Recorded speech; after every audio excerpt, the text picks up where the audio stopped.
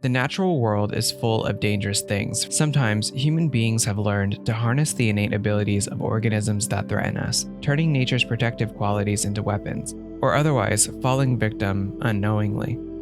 A poison differs from venom in that the victim ingests the toxin, such as by eating, breathing, or by seeping through the skin. Because of this, it's possible for people to not even realize they've been poisoned until it's too late. These are 6 of the world's most dangerous natural poisons.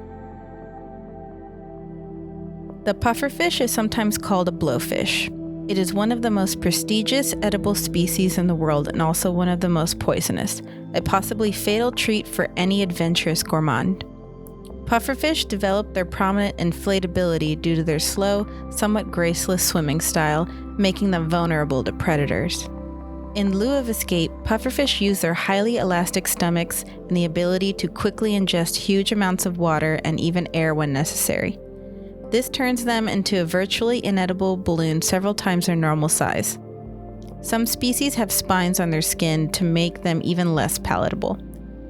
A predator that manages to snag a pufferfish before it inflates won't feel lucky for long. Almost all pufferfish contain tetrodotoxin, a substance that makes them foul-tasting and often lethal to fish. To humans, tetrodotoxin is deadly, up to 1,200 times more poisonous than cyanide. There is enough toxin in one pufferfish to kill 30 adult humans, and there is no known antidote. The delicate flesh of some pufferfish is considered a delicacy. Called fugu in Japan, it is extremely expensive and only prepared by trained licensed chefs who know that one bad cut means almost certain death for a customer. In fact, many such deaths occur annually.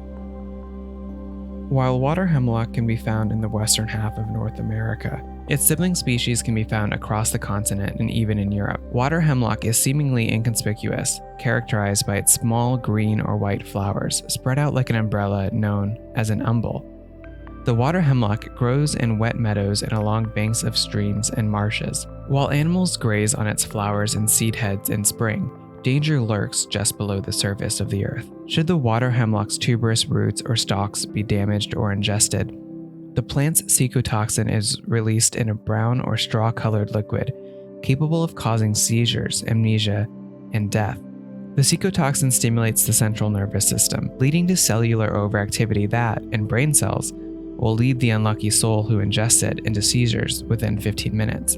With this, the body may fall into the typical symptoms that follow ongoing seizures, such as an increase in body temperature, brain swelling, and kidney failure. Additional symptoms of the secotoxin may plague them, including nausea, vomiting, and abdominal pain, accompanied by confusion and dizziness. Should the seizures continue, secondary activity such as respiratory failure can end in death.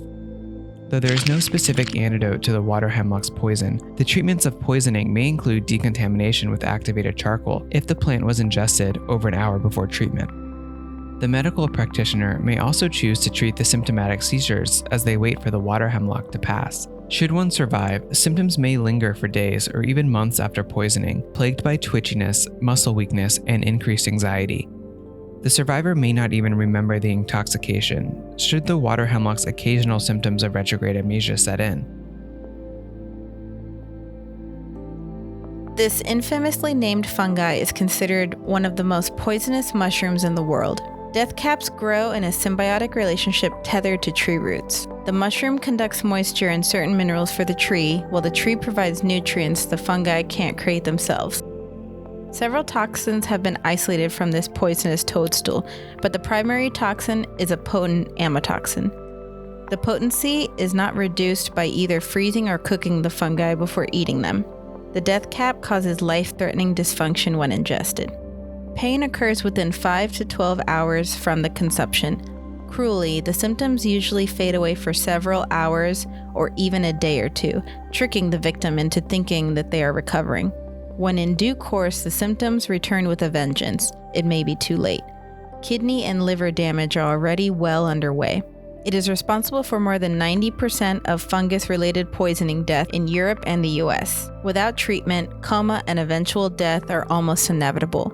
Often, people hospitalized late into an amatoxin poisoning episode can only be saved by major surgery and a liver transplant, and even then, recovery is a precarious and painful process.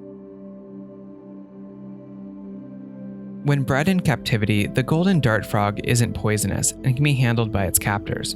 The poison it otherwise secretes is batrachotoxin, which is believed to come from its diet of ants and small invertebrates. In the wilds off the Pacific coast of Colombia, the golden dart frog contains enough poison to take down 10 grown men. The toxin is found in certain species of beetles, birds, and frogs. When the golden dart frog is agitated, it releases the toxin as a milky substance from glands in its back and ears. It is so powerful, it attacks the nervous system, sending the body into convulsions, contracting its muscles, and causing salivation and death. The golden dart frog's name comes from the indigenous Embera and Noanama people, who have long used the dart frog's poison to tip their blow darts when hunting. The frog is said to be impaled on a piece of wood, with some accounts claiming it is then held over a fire until it cries out in pain. Bubbles of poison begin to seep out of the blisters that form from the flames, and the tips of darts are rolled in the poisonous froth. The toxin is so potent that birds and New World primates are paralyzed instantly. The golden dart frog is among the largest of its kind, averaging just 2 inches in length. Its bright colors work as a warning to potential predators to stay away